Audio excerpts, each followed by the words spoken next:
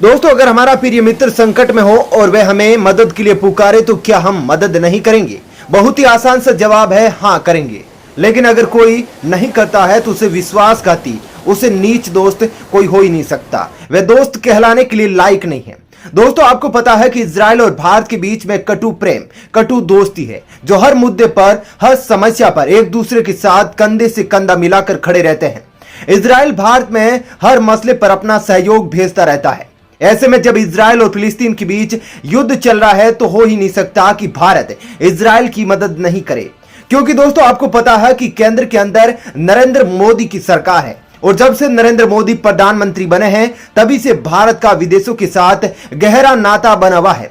भारत में हर समस्या के समय सब देश मदद के लिए आगे रहते हैं। हालांकि कुछ देश ऐसे भी हैं जो भारत से नफरत करते हैं, भारत से दुश्मनी रखते हैं, लेकिन भारत की मजबूत विदेश नीति के कारण आज वो भारत का बाल भी बांका नहीं कर सकते हैं। भारत से टकराने के लिए पहले 100 बार सोचते हैं, जिसमें पाकिस्तान तो कई बार खामियाजा भुगत चुका है और चीन ने भी पिछली बार खामियाजा भुगता है, जिसके कारण आज भारत का दुनिया भर में बोलबाला है। ऐसे में भारत जैसे मजबूत मित्र की होते हुए इजराइल को किस प्रकार की टेंशन? इजराइल ने बेखो पूरी ताकत के साथ इन गुंडों से युद्ध किया और लगातार ये धमकी दे रहा था कि अगर ये फिलिस्तीनी गुंडे नहीं सुधरे तो उनकी चर्बी उतार देंगे, इनके चीथड़े उड़ा देंगे और इसके समर्थन में आने वालों को भी नहीं बख्शेंगे, ताकि दुनिया में कभी भी कहीं पर ऐसी नीच हरकत, ऐसी नीच गुस्ताखी करने की ये कोशिश ना करे।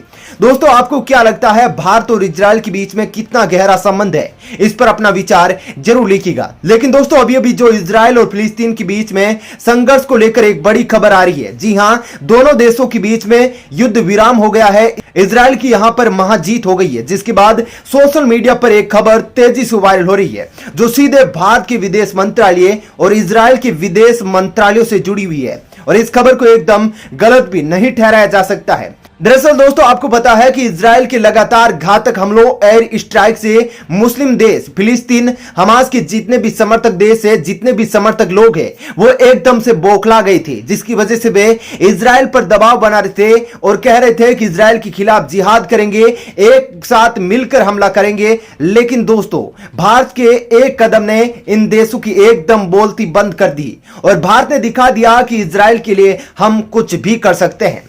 हालांकि दोस्तों, आपको पता है कि बाहरी दुनिया में भारत ने इजराइल को किसी भी प्रकार की मदद देने से इनकार किया है, जबकि इजराइल का समर्थन नहीं किया है। वहीं पर थोड़ा बहुत उसने फिलिस्तीन का समर्थन किया है, यह दिखाने के लिए कि वो फिलिस्तीन का समर्थक है और इस युद्ध से वह नफरत कर रहा है। लेकिन जो दिखता है वह होता नहीं है और जो होता है वह दिखता नहीं है। जी हां, यह बात सच है और भारत ने भी इजराइल की ऐसी ही मदद की है, जिसकी वजह से इन मुस्लिम देशों को इजराइल के सामने घुटने टेकने पड़े। जी हां दोस्तों, एक बड़ी खबर आ रही है जिसके अनुसार भारत ने इजराइल को 10 राफेल लड़ाकू विमान फिलिस्तीन, तुर्की जैसे देशों पर एयर स्ट्राइक करने के लिए देने की रिपोर्ट सामने आ रही थी, जिसके मुताबिक इजराइल के पास जो एयरक्राफ्ट है वो राफेल की तुलना में बहुत कम एडवांस है, जिसकी वजह से इजराइल चाह रहा था कि उसके पास राफेल आ जाए तो वह अच्छी तरीके से इन मुस्लिम देशों की कुटाई करेगा। जिसके अनुसार कहा जा रहा है कि अगर इस युद्ध में ये देश नहीं मानते तो भारत इजराइल को अपने राफेल रात भेज सकता था।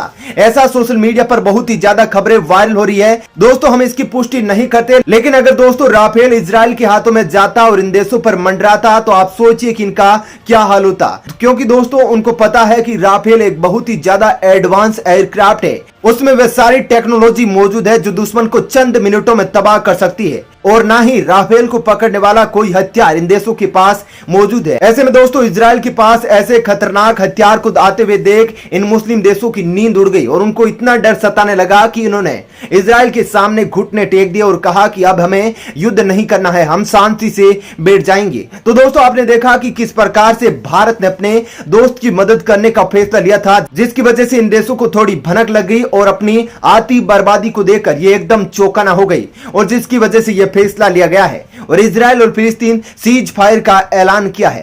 हालांकि दोस्तों, इजराइल ने कहा कि अगर हमास, फिलिस्तीन और ये मुस्लिम देश ठीक से नहीं बैठे तो मैं चुप नहीं रहने वाला, अब की बार इससे भी ज्यादा कीमत वसूलूंगा। दोस्तों, आपको क्या लगता है, क्या ये देश फिर कभी इजराइल से टकराने की जुर्रत करेंगे? अपना विचार कमेंट करके जरूर बताएं और दोस्तों इजराइल की जीत पर आपका क्या कहना है, अपना विचार जरूर बताइएगा।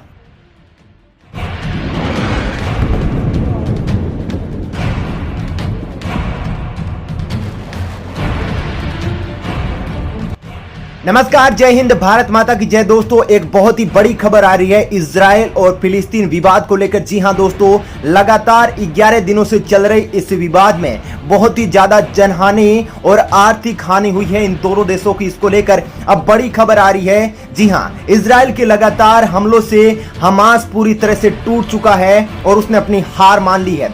जी हां, एक बहुत ही बड़ी खबर आ रही है। हमास के नेताओं ने ऐलान कर दिया है कि अब हम युद्ध नहीं कर सकते, हमें हार माननी होगी, इजराइल के आगे हम नहीं टिक सकते हैं।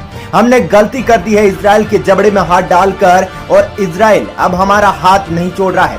इसको लेकर हम इजराइल से हाथ जोड़ के घुटने टेक के माफी मांग रहे हैं कि हम अब आगे युद्ध नहीं करेंगे। जी हां दोस्तों, बहुत ही बड़ी खबर आ रही है। इजराइल ने यह दिखा दिया है कि एक छोटा सुपर पावर देश कैसा होता है। इजराइल ने ये सारे मुस्लिम देशों और हमास को तो पूरी तरह से नस्तो नाबूद कर दिया है, क्योंकि इजराइल ने अपनी ताकत को एक बार फिर से दिखा दिया है। इससे पहले भी हालांकि इजराइल लगातार अपनी ताकत को इन मुस्लिम देशों को बता रहा है कि हमसे अगर भिड़े तो नतीजा भुगतना होगा।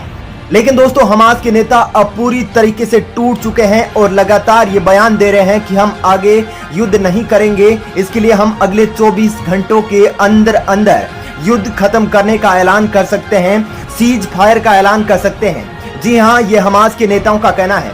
बता दें कि इससे पहले 2014 में भी हमास और इजराइल के बीच में भीषण संघर्ष हुआ था, जिसमें इजराइल की जीत हुई थी और हमास को हार का मुंह देखना पड़ा था। लेकिन हमास फिर से उठकर खड़ा हुआ और फिर उसने गुस्ताखी की, जिसका नतीजा एक बार फिर से इसे 2021 में भुगतना पड़ा है। बता दें कि कम से कम फिलिस्तीन के गाजा पट्टी के अंदर 227 से ज्यादा लोगों की मौत हुई है। वहीं पर एक रिपोर्ट आ रही है जिसमें हमास ने इजराइल पर जहां तकरीबन 4000 रॉकेट दागे हैं, वहीं इजराइल की सेना ने भी सैकड़ों हवाई और जमीनी हमले किए हैं, जिसमें हमास के कई आतंकी मारे गए हैं। हालांकि उनकी पुष्टि हमास ने नहीं की है। यह तो केवल निर्दोष लोगों की संख्या है, जो कि 227 है। वहीं पर हमास के नेताओं ने अमेरिका की टीवी चैनल CNN से बातचीत में कहा कि अगले 24 घंटों में इजराइल और हमास के बीच सीज फायर का ऐलान हो सकता है। हालांकि अभी तक इजराइल की ओर से यह नहीं कहा गया है कि हम युद्ध को खत्म करेंगे।